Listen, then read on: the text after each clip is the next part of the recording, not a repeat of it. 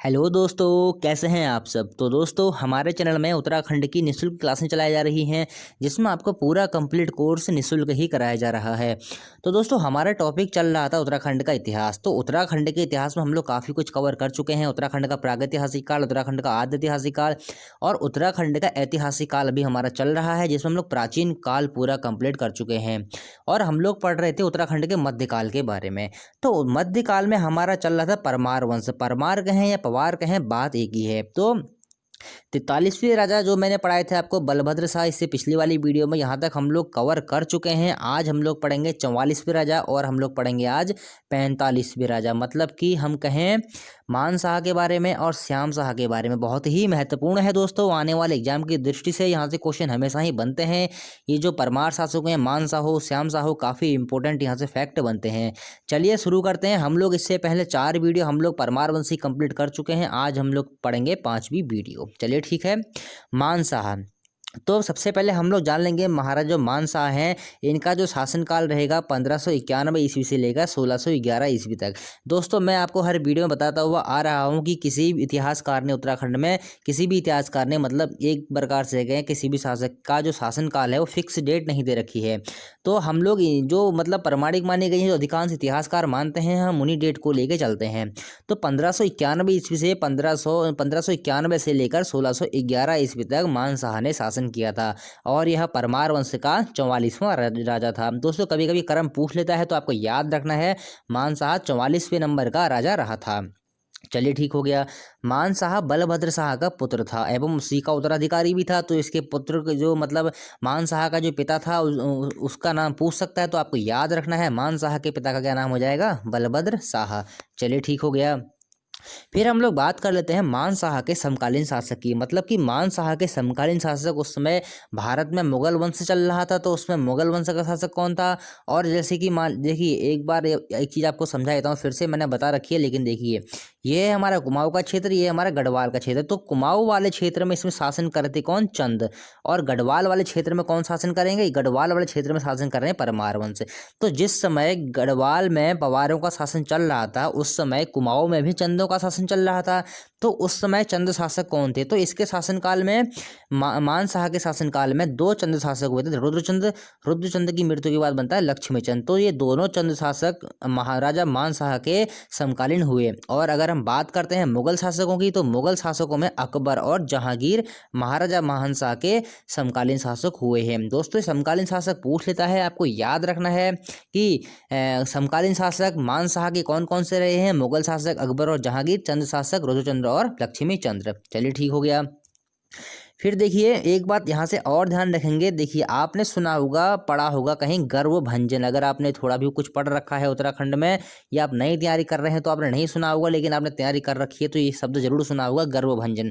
देखिए, अगर हम लोग बात करते हैं प्रथम गर्वभंजन शासक कौन था, तो प्रथम गर्वभंजन शासक कौन रहेगा, मान शाह। लेकिन आपने अभी तक यही पढ़ा होगा कि महीपत शाह ही गर्वभंजन थे, मतलब गर्वभंजन शासक थे। लेकिन जो महीपत शाह हुए हैं वो सर्वाधिक शक्तिशाली गर्वभंजन शासक रहे हैं, लेकिन मान शाह को भी गर्वभंजन कहा गया है। कभी ऐसा होगा दोस्तों कि आपके ऑप्शन में अगर महीपति शाह नहीं लिखा आएगा, तो आपको मान शाह ही सही करना पड़ेगा। तो गर्वभंजन मान शाह को भी कहा गया है, प्रथम गर्वभंजन भी मान शाह ही हुए हैं, और महीपत शाह भी गर्वभंजन शासक हुए हैं, जिनकी जानकारी हम लोग करेंगे अगली वीडियो में। इनकी जानकारी हम लोग पढ़ेंगे। चलिए ठीक हो गया। तो मान शाह के बारे में कुछ और हम लोग जान लेते हैं। मान शाह ने देवप्रयाग के क्षेत्रपाल मंदिर में 1608 ईस्वी में तथा यहीं के रघुनाथ मंदिर में 1610 ईस्वी में शिलालेख उत्कीर्ण करवाए थे। बहुत ही महत्वपूर्ण क्वेश्चन है दोस्तों कि मान शाह ने किन किन मंदिरों में शिलालेख उत्कीर्ण करवाए थे। पहला तो आ जाएगा देवप्रयाग का क्षेत्रपाल मंदिर, इसको क्षेत्रपाल मंदिर या क्षेत्रफल मंदिर भी कहते हैं। और देखिए, यहीं देवप्रयाग में एक मंदिर और है, रघुनाथ मंदिर। तो इन दोनों ही मंदिरों में इसने शिलालेख उत्कीर्ण करवाए थे। आपसे डेट भी पूछ सकता है, क्योंकि शिलालेख उत्कीर्ण करवाए गए हैं तो उनकी डेट भी लिखी गई है। 1608 ईस्वी में जो इसने करवाया है देवप्रयाग के क्षेत्रपाल मंदिर में, और जो 1610 ईस्वी में इसने करवाया है कहाँ, देवप्रयाग के रघुनाथ मंदिर में। तो बहुत ही महत्वपूर्ण क्वेश्चन है दोस्तों, मान शाह से संबंधित। चलिए ठीक है, हम लोग बढ़ते हैं दोस्तों आगे। फिर देखिए, मान शाह का दापा यानी कि तिब्बती क्षेत्र पर आक्रमण। देखिए, सबसे पहले तो आपको दापा की जो स्थिति है वो समझा देता हूँ। देखिए, ये है हमारा उत्तराखंड, ये है हमारा उत्तराखंड। और ये उत्तराखंड देखिए, आपने भोट प्रदेश, मैंने जब आपको पिछली वीडियो में आपको पढ़ा था, मैंने कहीं भोट प्रदेश का उल्लेख किया था, तो देखिए वही भोट प्रदेश वही है, वही दापा भी वही है, तो उन्हीं को एक ही, मतलब दापा हो भोट प्रदेश हो, उन्हीं का अर्थ एक ही है। तो ये है हमारा उत्तराखंड, ये है हमारा उत्तराखंड। चलिए ठीक है, अगर हम बात करें ये हिमालय क्षेत्र, मतलब ये हम उत्तराखंड का हिमालय क्षेत्र, तो यहीं पर जो तिब्बत का क्षेत्र है, इसी तिब्बत के क्षेत्र को ही दापा कहा गया है, इसी को ही भोट प्रदेश कहा गया है। तो होता क्या है, मान शाह ने, जैसे कि मान शाह यहाँ पर गढ़वाल में शासन कर रहा था, तो मान शाह ने क्या किया, जो दापा था, दापा यानी कि तिब्बती क्षेत्र, इस तिब्बती क्षेत्र पर आक्रमण किया था। तो इसी आक्रमण को हम लोग जान लेते हैं। चलिए ठीक हो गया। तो जिस समय मान शाह ने दापा पर आक्रमण किया था, उस समय वहाँ का जो शासक रहेगा वो रहेगा काकुआ मोर। बहुत ही महत्वपूर्ण क्वेश्चन है दोस्तों, राजा का नाम पूछ सकता है कि जिस समय मान शाह ने दापा पर आक्रमण किया था, उस समय दापा का शासक कौन था, काकुआ मोर। और इस युद्ध में मान शाह विजयी रहा था, मतलब मान शाह बहुत आराम से यह युद्ध जीत गया था और काकुआ मोर को इसने उस युद्ध में हरा दिया था। फिर देखिए होता क्या है, दापा पर आक्रमण कर विजय प्राप्त करने वाला यह प्रथम परमार शासक रहेगा। एक चीज ध्यान से सुनेंगे अब, मैंने आपको पिछली वीडियो में पढ़ाया था विजयपाल के बारे में, तो वहाँ मैंने आपको यह बताया था कि विजयपाल पहला परमार शासक है जिसने दापा पर आक्रमण किया था, लेकिन वह उस आक्रमण में सफल नहीं रहा था, वो उस आक्रमण में असफल रह गया था। लेकिन यहाँ हम बात कर रहे हैं प्रथम सफल शासक की, तो प्रथम सफल शासक कौन रहेगा, जिसने दापा पर आक्रमण किया था और विजयी भी रहा था, तो वो हो जाएगा मान शाह। लेकिन अगर हम बात करें प्रथम बार जिस दापा पर आक्रमण करने वाला परमार शासक कौन था, तो आपका उत्तर क्या हो जाएगा, विजयपाल। लेकिन विजयी, सबसे पहले विजय कौन होगा, सबसे पहले विजयी प्राप्त करेगा मान शाह। तो यहाँ से दो क्वेश्चन बन गए हैं अलग अलग प्रकार के। चलिए ठीक हो गया। तो देखिए जब इसने दापा पर आक्रमण किया था, वहाँ के राजा को इसने हरा दिया था, और हराने के बाद देखिए देखिए मैंने यहाँ पर लिख दिया है, इसको आप समझ जाएंगे। दापा पर पहला आक्रमण किस परमार शासक ने किया था, विजयपाल, परंतु इसकी हार हो गई थी। इसको भी आपको नोट कर लेना है, जब मैंने आपको विजयपाल पढ़ाया था तब भी मैंने आपको ये बहुत अच्छे से समझा दिया था। चलिए ठीक हो गया। अब देखिए जब ये दापा पर इसने आक्रमण किया, वहाँ के शासक को इसने हरा दिया, फिर इसने क्या किया, दापा पर इसने कुछ कर लगवाए थे, कुछ कर लगाए थे, कुछ वार्षिक कर जिसे बोलते हैं, मतलब वार्षिक कर इसने लगाए थे। ये वही कर क्या थे, सवा शेर स्वर्ण और एक चौसिंग्या इसने मेढ़ा, मेढ़ा एक जानवर होता है, तो सवा शेर स्वर्ण और चौसिंग्या मेढ़े की इसने मांग रखी थी, जो कि वार्षिक कर यह हुआ करता था। और जो काकुआ मोर राजा था, यह कर देने के लिए मान गया था, क्योंकि जो हार गया है वो तो कर देगा ही देगा। तो इस प्रकार से इसको ये कर की प्राप्ति होने लग गई थी। अब देखिए अगर मान शाह ने काकुआ मोर को हराया है, तो ऐसे ही तो युद्ध इसने करा नहीं होगा, तो वहां से कुछ यह जीत के भी तो लाएगा। तो देख लेते हैं क्या जीत के ये लाया था। तो मान शाह को विजय के उपरांत दापा से बहुत सारे स्वर्ण कलश प्राप्त हुए थे, तथा उसने इन स्वर्ण कलशों को गौरीमठ, जो कि गौरजा मंदिर देवलगढ़ में है, वहां समर्पित कर दिया। कहा जाता है कि 800 से लेकर 1000 मतलब इतनी संख्या में जो स्वर्ण कलश इसको प्राप्त हुए थे, और इसने सारे के सारे स्वर्ण कलशों को गौरी मठ के गौरजा मंदिर में इसने, वहाँ जो कि देवलगढ़ में है, देवलगढ़ कहाँ है, पौड़ी में, वहाँ पर इसने समर्पित कर दिया था। तो ये भी क्वेश्चन बनता है दोस्तों कि मान शाह को जो दापा से स्वर्ण कलश प्राप्त हुए थे, उसने उनको किस मंदिर में समर्पित कर दिया था। आपका उत्तर क्या हो जाएगा, गौरी मठ गौरजा मंदिर देवलगढ़ में, जो कि पौड़ी में है। तो दोस्तों जितना भी लिखा हुआ है, कोई राजा हो जिस पर इसने आक्रमण किया हो, सब कुछ सब इंपॉर्टेंट है। यहाँ से दोस्तों क्वेश्चन हमेशा से ही बनते आ रहे हैं, तो आपको याद रखने हैं। चलिए बढ़ते हैं आगे। तो जब इसने दापा पर आक्रमण करता है, वहां जब विजयी हो जाता है, तो उसी खुशी के मौके पर यह क्या करता है, ये मानसा क्या करता है, श्रीनगर में एक मानपुर नामक शहर की स्थापना करता है, और कुछ समय के लिए इसने अपनी राजधानी भी यहाँ पर रखी थी मानपुर में। तो मानपुर शहर की स्थापना किसने की थी, मानशाह ने। दापा पर आक्रमण किया था, उसी दापा पर आक्रमण कर कर जब यह विजयी होकर लड़ा था, तो उसी खुशी के मौके पर इसने मानपुर शहर की स्थापना की थी। फिर देखिए जीतू बगड़वाल, मतलब जीतू बगड़वाल के पवाड़े के अनुसार मान शाह ने जीतू बगड़वाल को पश्चिमी भोट दापा का फौजदार नियुक्त किया था। फौजदार कहें या फौजदार कहें, दोनों नाम एक ही हैं दोस्तों, इसलिए मैं आपको कंफ्यूज ना हो, इसलिए जहां पर दो दो नाम मिलते हैं वो भी आपको शेयर कर देता हूं। तो देखिए जीतू बगड़वाल के पवाड़े तो बहुत ही मतलब चर्चित पवाड़े हैं जीतू बगड़वाल के। जीतू बगड़वाल के जो पवाड़े हैं उसमें कुछ हमको प्राप्त होता है उनके पवाड़े में। तो जीतू बगड़वाल हमको क्या बताते हैं, तो जीतू बगड़वाल के पवाड़े के अनुसार मान शाह ने जीतू बगड़वाल को पश्चिमी भोट, मतलब जब मान शाह ने क्या किया था, भोट प्रदेश पर आक्रमण किया था, वहाँ विजयी हो गया था। उस विजयी होने के बाद जीतू बगड़वाल ये कहते हैं कि उन्होंने, जीतू बगड़वाल मतलब कि मुझको क्या किया था, इस भोट प्रदेश दापा का फौजदार नियुक्त किया था। तो दोस्तों क्वेश्चन ऐसा बन सकता है, जब मान शाह ने भोट प्रदेश पर आक्रमण करके उसको विजयी किया था, तो उसने वहां पर दापा पर फौजदार किसे नियुक्त किया था? आपका उत्तर क्या हो जाएगा? जीतू बगड़वाल को, क्योंकि जीतू बगड़वाल ने बात कही है अपने पवाड़े में। चलिए ठीक हो गया। फिर देखिए, अगर हम बात करें मान शाह की, तो मान शाह के शासनकाल के सबसे महत्वपूर्ण घटना अब आ गई है, तो वह क्या है? इससे पहले मैं आपको एक चीज़ और बता दूं, जैसे पवाड़े शब्द यहाँ पर आया है, पवाड़े होते क्या हैं? पवाड़े मतलब किसी भी वीर व्यक्ति की कोई गाथाएं होती हैं, उसकी जो गाथाएं बोली जाती हैं, मतलब उनको गीतों के रूप में उनको गायन किया जाता है, तो उसी को ही पवाड़े बोला जाता है गढ़वाल में। पवाड़े नाम जो मैंने आपको पिछले जब वीडियो बनाई थी गढ़ शासकों की, तो वहाँ मैंने इसको अच्छे से डिटेल में बता रखा है। तो जो सबसे महत्वपूर्ण घटना हो जाएगी मान शाह के शासनकाल की, उसके बारे में अब हम लोग चर्चा करते हैं। देखिए अब क्या है, रुद्रचंद की मृत्यु हो चुकी थी, जो कुमाऊं में शासक चंद्र शासन चल रहा था, तो रुद्रचंद की मृत्यु हो चुकी थी। रुद्रचंद के बाद उसका बेटा लक्ष्मीचंद बना था वहां का शासक। अब देखिए, इसी चंद्र शासक लक्ष्मीचंद ने 7 आक्रमण किए थे, किसके ऊपर? मान शाह के ऊपर। तो दोस्तों एक क्वेश्चन बनता है कि मान शाह के ऊपर 7 आक्रमण किस चंद्र शासक ने किए थे? आपका उत्तर क्या हो जाएगा? लक्ष्मीचंद ने। बहुत ही महत्वपूर्ण क्वेश्चन है दोस्तों, आते रहता है एग्जाम में। 1597 ईस्वी से लेकर 1602 ईस्वी तक यह आक्रमण हुए थे। किसी किसी किताब में आपको 1597 ईस्वी से लेकर 1620 ईस्वी तक भी देखने को मिलेगा। तो हर इतिहासकार की अपनी अपनी बातें हैं दोस्तों, क्योंकि मैंने आपसे पहले ही कहा है कि उत्तराखंड के इतिहास नहीं है, पूरी खिचड़ी बनी हुई है उत्तराखंड के इतिहास की। तो यहाँ हमको फूक फूक कर चलना पड़ता है एकदम ही, बहुत ही मतलब हर इतिहासकार की अपनी बात है, तो हमको सर्वाधिक प्रामाणिक बात ही लेनी पड़ती है। तो 1597 ईस्वी से लेकर 1602 ईस्वी तक यह 7 आक्रमण हुए थे।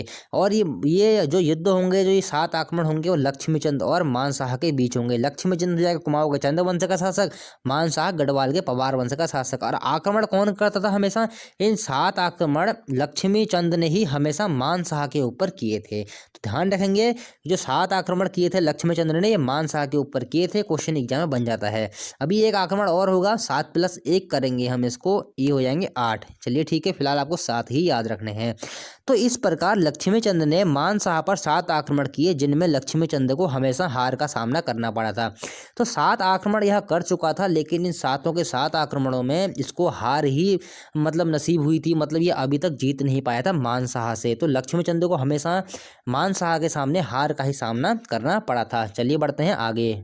और जो लक्ष्मीचंद है, एक बात और जान लेंगे, जो लक्ष्मीचंद है इसका आपको कहीं कहीं नाम मिलता है लक्ष्मण। देखेंगे, कहीं आपको कंफ्यूज नहीं होना है दोस्तों, मैं इसलिए आपको सारे नाम बता के चलता हूँ। कहीं इसका आपको नाम मिलेगा लक्ष्मण चंद। तो ये नाम, इसके अनेक नाम, मतलब अलग अलग राइटर ने इसकी अलग अलग अलग नाम लिख रखे हैं, तो आपको जान के चलने हैं। लेकिन लक्ष्मीचंद जो मूल नाम है इसका यही है, लक्ष्मण चंद, लक्ष्मण चंद, सभी से आपको याद रखना है। चलिए बढ़ते हैं आगे।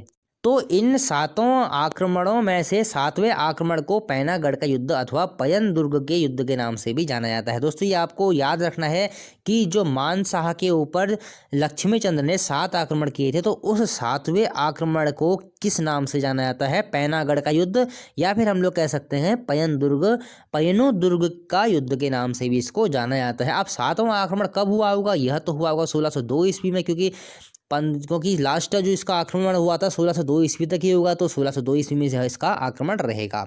तो आपको याद रखना है, 7वें आक्रमण को किस नाम से जानेंगे? पैनागढ़ का युद्ध, या फिर कह सकते हैं पैनो दुर्ग का युद्ध। चलिए ठीक हो गया। अब देखिए 7 आक्रमण कर चुका है लक्ष्मीचंद मान शाह के ऊपर, और अभी तक इसको हार ही नसीब हुई है, यह जीत नहीं पाया है। फिर देखिए ये एक कोशिश और करेगा, लक्ष्मीचंद एक कोशिश और करता है और 8वां आक्रमण करेगा 1605 ईस्वी में। फिर से यह एक आक्रमण करता है, मानता नहीं है बिल्कुल, अभी तक सोचता है मैं हार रहा हूँ, बस एक जीत मिल जाए कैसे भी। लेकिन 8वां आक्रमण होता है 1605 ईस्वी में। अब देखिए यहाँ से महत्वपूर्ण क्वेश्चन बनते हैं, समझ के चलेंगे। देखिए इस 8वें आक्रमण में लक्ष्मीचंद को गणराज्य के सीमांत गांव में लूटकर सकुशल अल्मोड़ा लौटने में सफलता मिली थी। मतलब कि अभी तक तो वो हारते हुए आ रहा था, लेकिन जितनी ज़्यादा सफलता नहीं मिली थी, उसने क्या किया था, गणराज्य के सीमांत गांव में, मतलब जो गणराज्य था, जो गढ़वाल का जो क्षेत्र था, मान लेते हैं हम, जो हमारा ये हो जाएगा, ये कुमाऊं का क्षेत्र है, ये गढ़वाल का क्षेत्र है। तो कुछ उसने यहाँ के कुछ प्रदेशों को, यहाँ के प्रदेशों को उसने कुछ लूटा होगा, यहाँ पर कुछ लूट मार मचाई होगी और यहाँ पर उसका युद्ध हुआ होगा कुमाऊं के शासक से। उसमें कुमाऊं का शासक वही रहेगा, मान लो गढ़वाल का शासक कौन रहेगा, मानशाही रहेगा। तो इसने मतलब कुछ लूटपाट करी थी वहाँ पर, कुछ युद्ध भी चला था वहाँ पर। तो इस प्रकार से 8वें युद्ध में कह सकते हैं कि लक्ष्मीचंद को सफलता हाथ लगी थी मानशाह के विरुद्ध युद्ध में। चलिए ठीक हो गया। अब इस युद्ध के बारे में क्या क्या इसमें हुआ था वो हम लोग जान लेते हैं। तो इस 8वें युद्ध में देखिए होता क्या है, इस 8वें युद्ध में गढ़ सेनापति मतलब कि जो मानशाह का सेनापति था वो कौन सा, खतड़ सिंह। ध्यान से देखिए, समझ के चलेंगे। तो खतड़ सिंह, पहली बात तो क्वेश्चन कैसे बनेगा कि खतड़ सिंह किसका सेनापति था, आपका उत्तर क्या हो जाएगा, मानशाह का। खतड़ सिंह महत्वपूर्ण है, क्यों महत्वपूर्ण है बताऊंगा आपको। देखिए जो लक्ष्मीचंद के द्वारा जो मानशाह पर 8वां आक्रमण किया गया था उसमें मानशाह का सेनापति कौन था, खतड़ सिंह। चलिए ठीक हो गया। इस विजय को देखिए, अब देखिए होता क्या है, जब यह मतलब 8वां आक्रमण होता है तो इस आक्रमण में खतड़ सिंह की मृत्यु हो जाती है। मतलब कि इस आक्रमण में खतड़ सिंह मारा जाता है। बहुत ही महत्वपूर्ण क्वेश्चन है दोस्तों। खतड़ सिंह की मृत्यु किस युद्ध में हुई थी, खतड़ सिंह की मृत्यु हुई थी जब लक्ष्मीचंद ने मानशाह के ऊपर 8वां आक्रमण किया था। तो उसी आक्रमण के दौरान 1605 ईस्वी में खतड़ सिंह की मृत्यु हो जाती है। अब देखिए अभी हाल ही में अभी देखिए 16-17 तारीख में अभी मनाया गया था, सितंबर में ही मनाया गया था। अभी आपका खतड़वा त्यौहार मनाया गया था, 16-17 सितंबर में मनाया जाता है ये। तो इस विजय को कुमाऊं में खतड़वा उत्सव के रूप में उसमें मनाया गया था। मतलब जैसे ही क्या हुआ, अब देखिए 7 युद्ध जैसे ये लोग हार चुके थे, लक्ष्मीचंद ने 7 युद्ध हार चुका था। अब जैसे ही यह 8वां युद्ध यह जीतता है तो खुशी से पागल हो जाता है और उसमें मानशाह का सेनापति खतड़ सिंह होता है। तो खतड़ सिंह को ही हराया था इसने। तो खतड़ सिंह की हार के उपलक्ष्य को ही यह अपने विजयोत्सव में बदलता है और विजय का यह उत्सव मनाता है। तो उसी उत्सव को खतड़वा उत्सव के रूप में जाना गया था।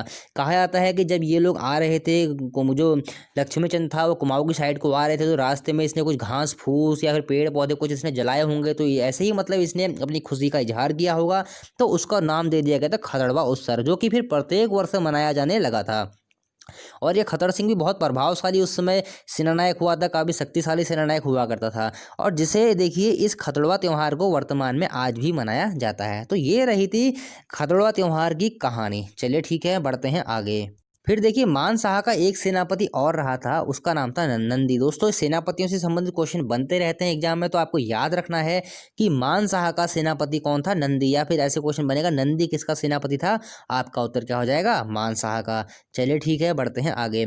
अब देखिए मानशाह ने कुमाऊं में चंदों की राजधानी पर भी अपना अधिकार कर लिया था, लेकिन जो इसमें सेनापति रहेगा वो रहेगा नंदी। मतलब कि जो यह नंदी था इसी ने क्या किया था, कुमाऊं में चंदों की राजधानी चंपावत पर अपना अधिकार कर लिया था। तो ये भी काफ़ी शक्तिशाली इसका सेनापति रहा था।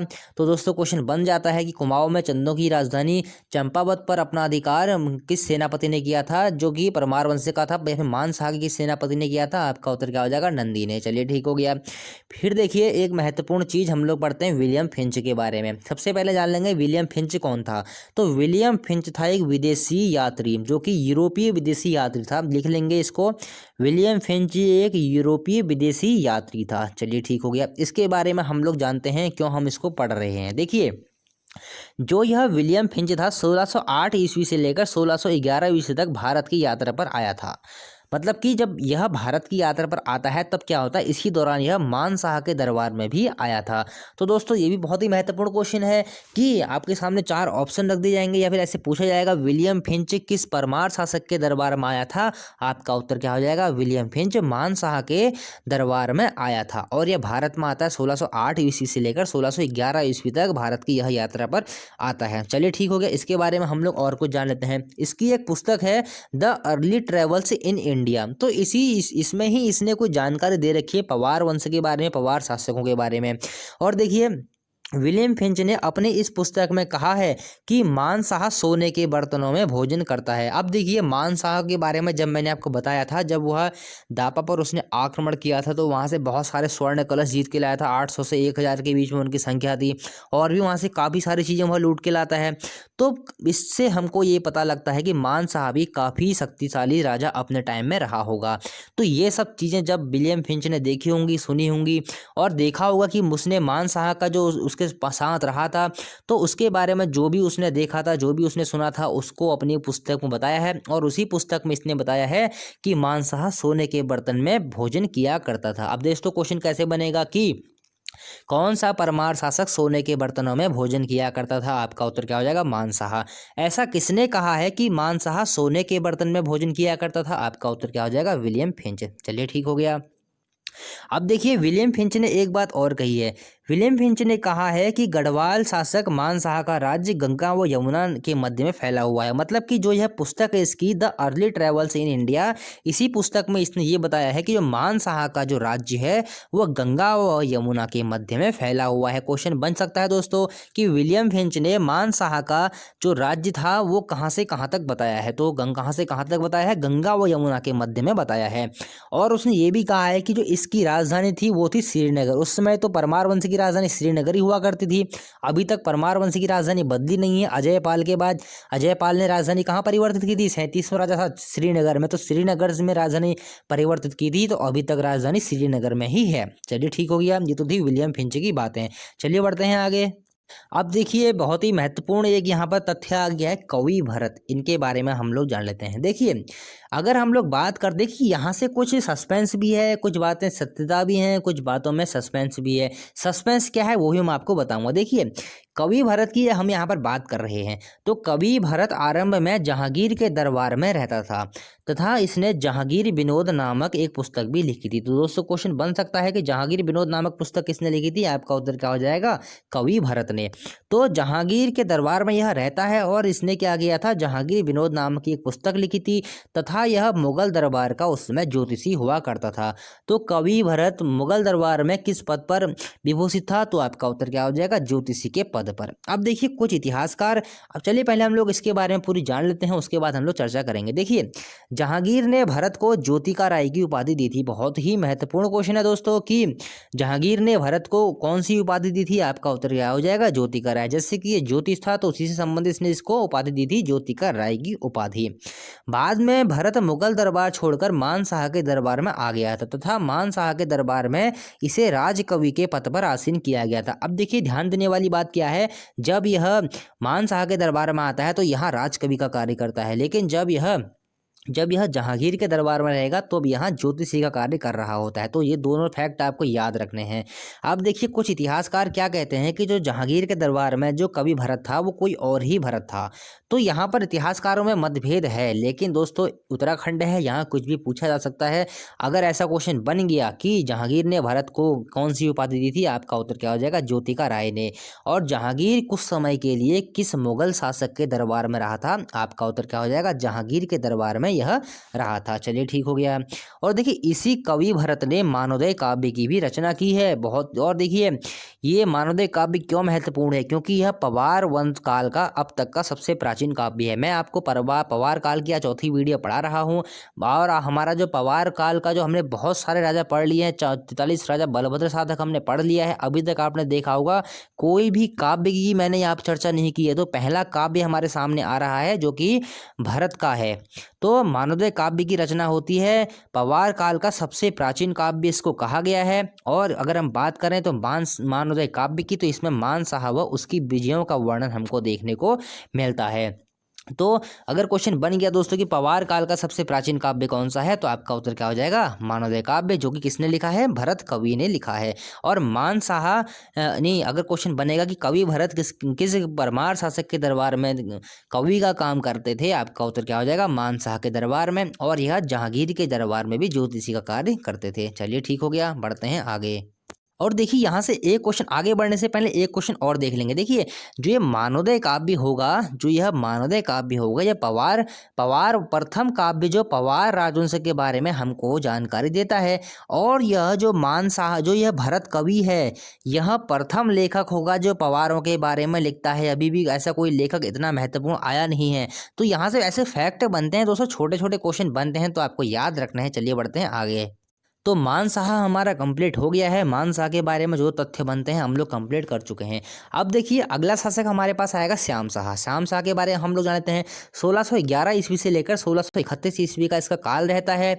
और देखिए ये भी विवादित ही है दोस्तों, हर एक चीज़ विवादित है उत्तराखंड में। कोई भी शासक हो उसकी जो उसका काल रहे वो पूरा हमको विवादित ही मिलता है। अगर हम बात करें इसके नामों की, देखिए इसके भी हमें कुछ नाम मिलते हैं।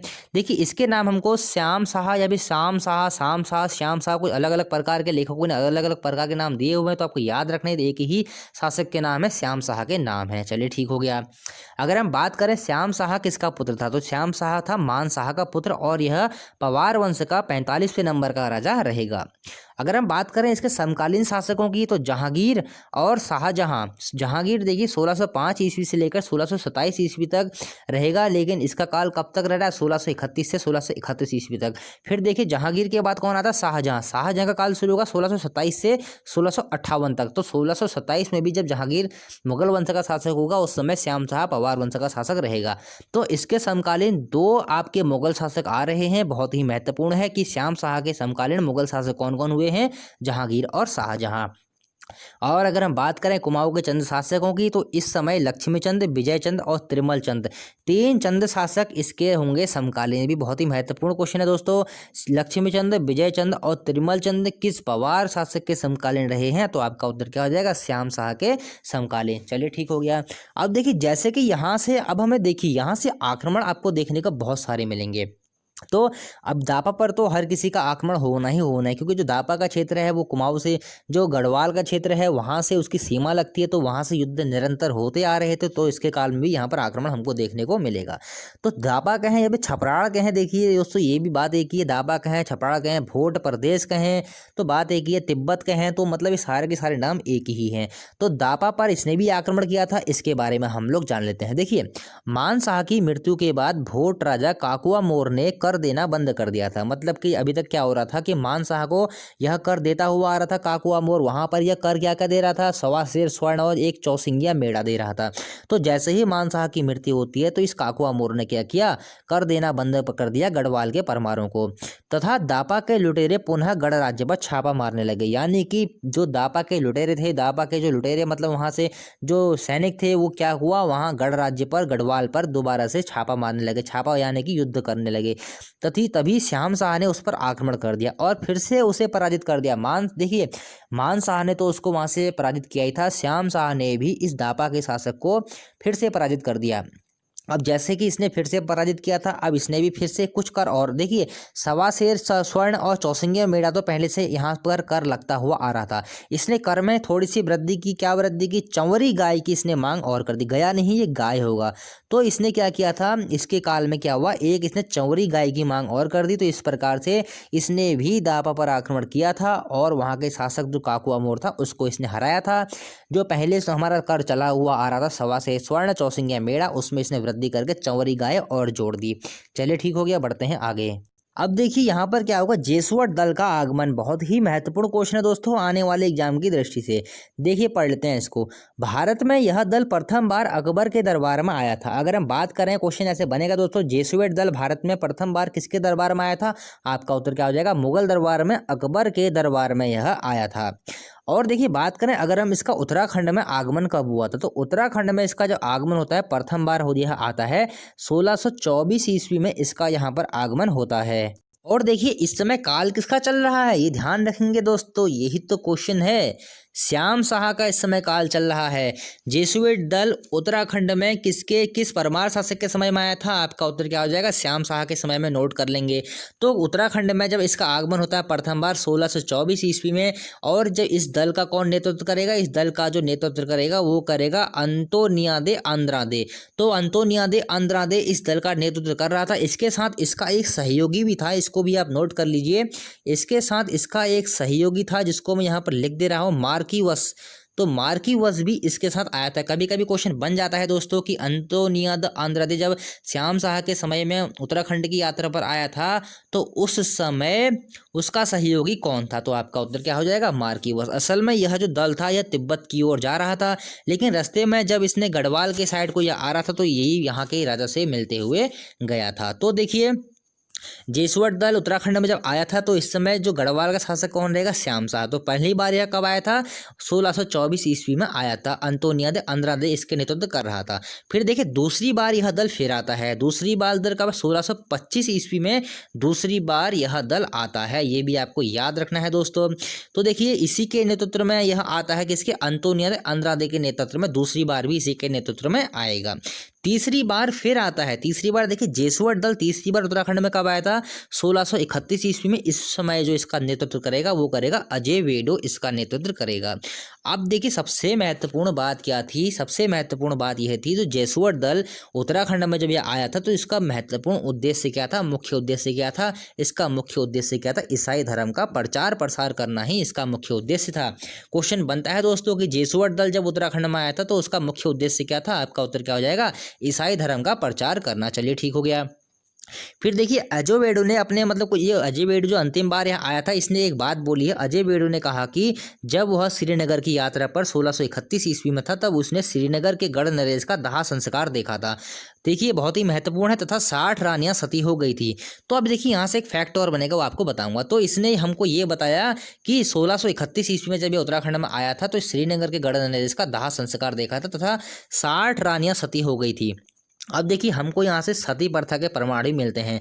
क्वेश्चन ऐसे बनता है दोस्तों, किस परमार शासक के काल में हमको सती प्रथा के प्रमाण देखने मिलते हैं, आपका उत्तर क्या हो जाएगा, श्याम शाह के काल में। चलिए ठीक है। अब देखिए जैसे कि 1631 में ये तो मर गया था श्याम शाह। श्याम शाह के बाद अगला राजा कौन बनेगा, महिपत शाह राजा बनता है। तो कुछ इतिहासकारों में ऐसी भ्रांति है कि इस समय महिपत शाह शासक रहा होगा। लेकिन जब 1631 ईस्वी में जैसे ही श्याम शाह मरा था, जरूर तो नहीं है इस समय किसी राजा का राज्याभिषेक हो गया होगा। तो हम लोग इसीलिए मान के चल रहे हैं तो इस समय जो यहाँ आया था तो श्याम शाह ही इस समय, श्याम शाह का ही इस समय शासनकाल रहा होगा। इस समय कोई भी राजा का राज्याभिषेक नहीं रहा होगा, ये आप ध्यान रखेंगे। चलिए ठीक हो गया, बढ़ते हैं हम लोग आगे। देखिए अब हम लोग कुछ और बातें कर लेते हैं। जिस समय श्याम शाह गढ़वाल में शासन कर रहा था उस समय कुमाऊं में चंद दरबार में राजनीतिक अस्थिरता चल रही थी। मतलब कि उत्तराधिकारी बनने के लिए कुछ वहां पर युद्ध चल रहे थे, कुछ राजनीतिक अस्थिरता चल रही थी, कुछ वहां पर सब कुछ सही नहीं चल रहा था। तो इसी समय एक घटना घटती है। देखिए लक्ष्मी चंद्र का एक पुत्र होता है त्रिमल चंद्र।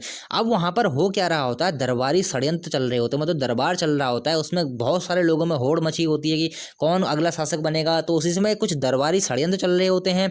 तो त्रिमल चंद्र दरबारी षड्यंत्र में फेल हो जाता है। तो वह फेल होने के बाद, असफल होने के बाद उसको मतलब जो दरबारी होते हैं इसको मारने को आते हैं, तो अपने प्राणों की रक्षा करने के लिए श्याम शाह की शरण में आ जाता है। तो दोस्तों क्वेश्चन ऐसा बनता है कि कौन सा चंद्र शासक परमार शासक की शरण में रहा था अपने प्राण बचाने के लिए, तो आपका उत्तर क्या हो जाएगा, त्रिमल चंद्र रहेगा। या फिर ऐसा क्वेश्चन बनेगा श्याम शाह के समय में कौन सा चंद्र शासक अपने प्राणों की रक्षा करने उसकी शरण में आया था, आपका उत्तर क्या हो जाएगा, त्रिमल चंद। बहुत ही महत्वपूर्ण क्वेश्चन है दोस्तों, ऐसे क्वेश्चन एग्जाम में बनते हैं। अब देखिए जैसे कि लक्ष्मी चंद का पुत्र था त्रिमल चंद्र, यहाँ आता है श्याम शाह के दरबार में अपने प्राणों की रक्षा करने के लिए। अब देखिए श्याम शाह ने त्रिमल चंद की भी सहायता की थी, राज्य प्राप्ति में भी इसकी सहायता की। जैसे लक्ष्मी चंद की मृत्यु हो जाती है, इसकी मृत्यु के बाद त्रिमल चंद ही अगला राजा बनेगा।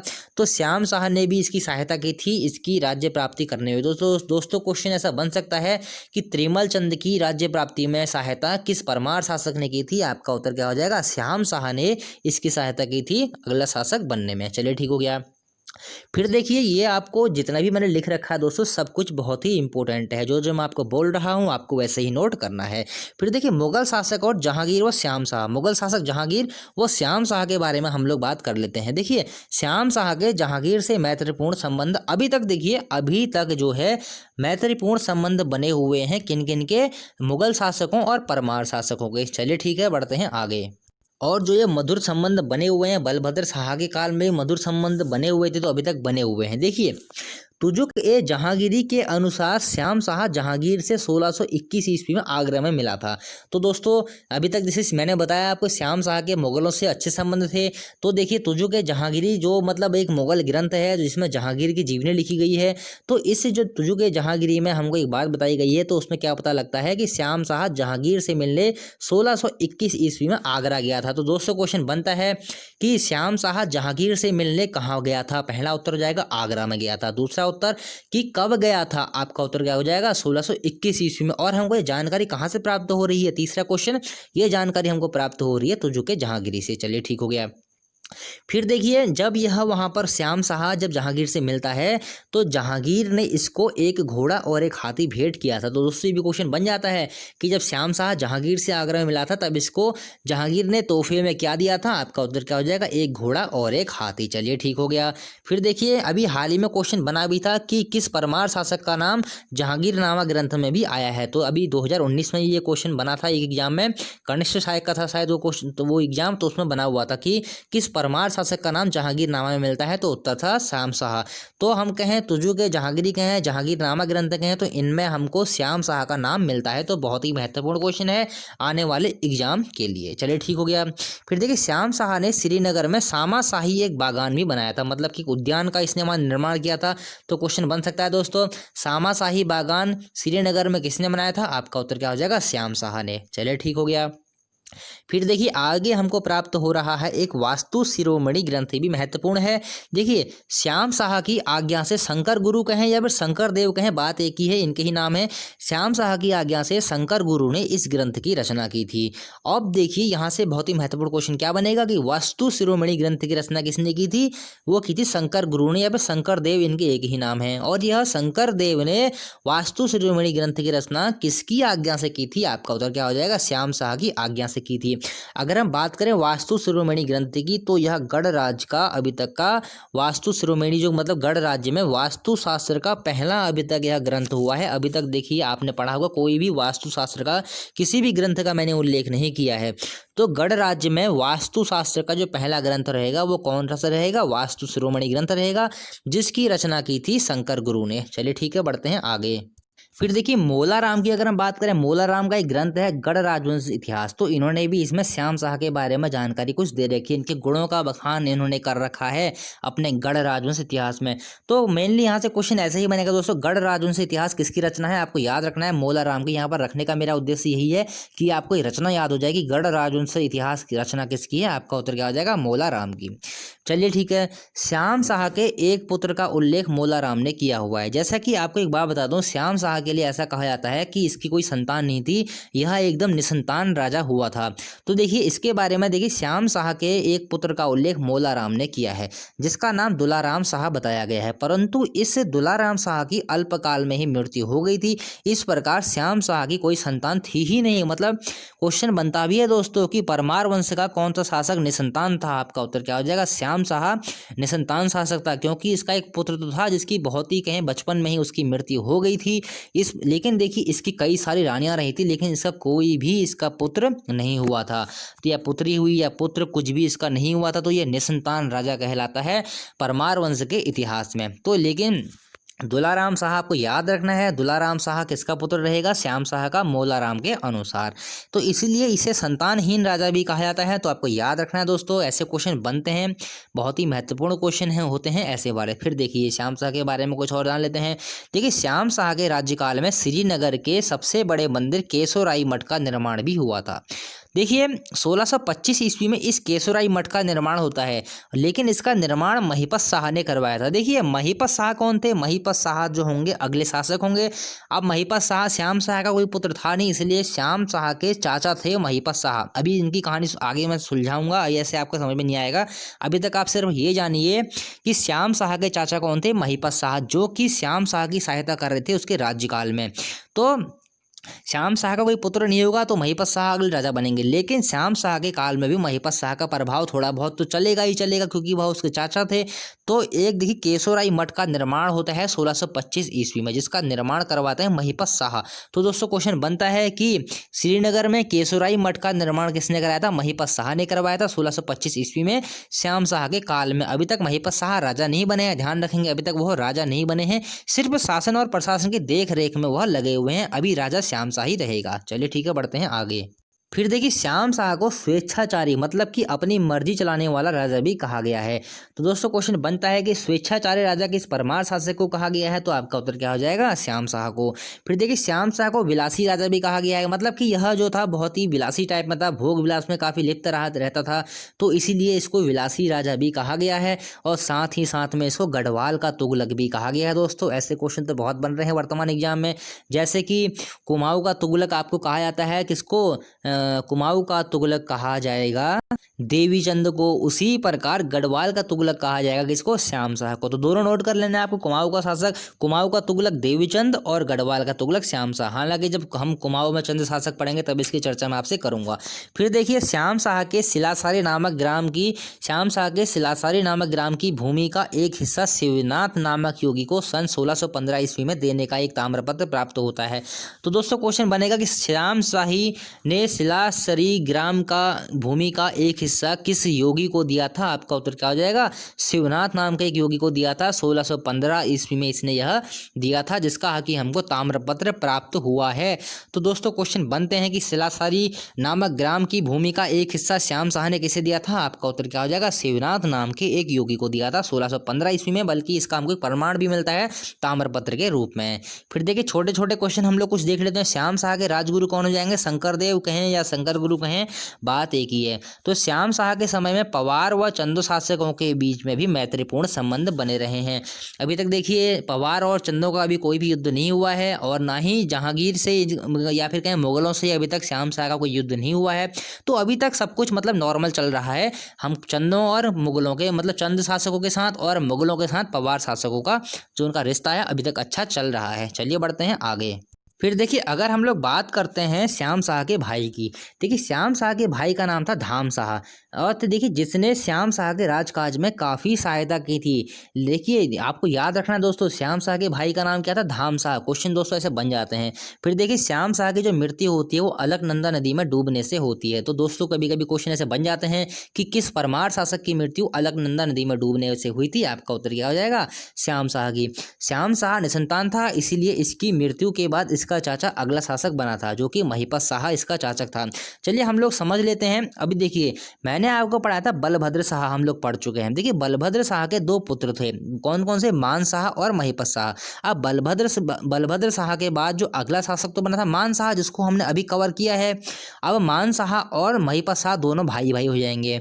अब देखिए मान शाह की जब मृत्यु हो जाती है तो उसकी मृत्यु के बाद श्याम शाह बनता है अगला राजा, लेकिन श्याम शाह होता है निसंतान। श्याम शाह रहेगा निसंतान। अब देखिए इसके पास कोई चॉइस नहीं होती है, कोई अगला राजा नहीं होता है, तो मजबूरन इसको क्या करना पड़ता है, अपने चाचा मतलब कि जो कि इसके पिताजी थे मान शाह, उनके भाई को क्या करना पड़ता है, अगला जो है उम्मीदवार या फिर कह सकते हैं अगला उत्तराधिकारी चुनना पड़ता है। तो इस प्रकार दोस्तों क्वेश्चन बनता है कि किस परमार शासक के चाचा उसके अगले उत्तराधिकारी हुए थे। आपका उत्तर क्या हो जाएगा, श्याम शाह।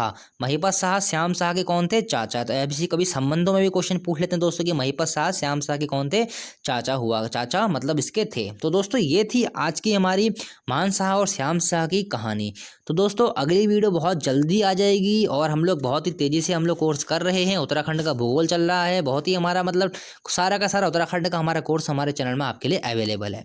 तो दोस्तों मिलते हैं अगली वीडियो में। अगली वीडियो में हम लोग जो पढ़ेंगे वो पढ़ेंगे महिपत शाह के बारे में, बहुत ही डिटेल से हम लोग इसको पढ़ेंगे। महिपत शाह है, इनके सेनापति होंगे लोधी रिखोला हो गए, बनवारी लाल हो गए, और एक माधो सिंह भंडारी हो गए। तो इनके बारे में हम लोग चर्चा करेंगे अगली वीडियो में। तो दोस्तों चैनल को लाइक कीजिए, सब्सक्राइब कीजिए, कमेंट कीजिए, और दोस्तों शेयर कर दिया कीजिए इस वीडियो को जिन लोगों को ज़रूरत होती हो। चलिए मिलते हैं अगली वीडियो में।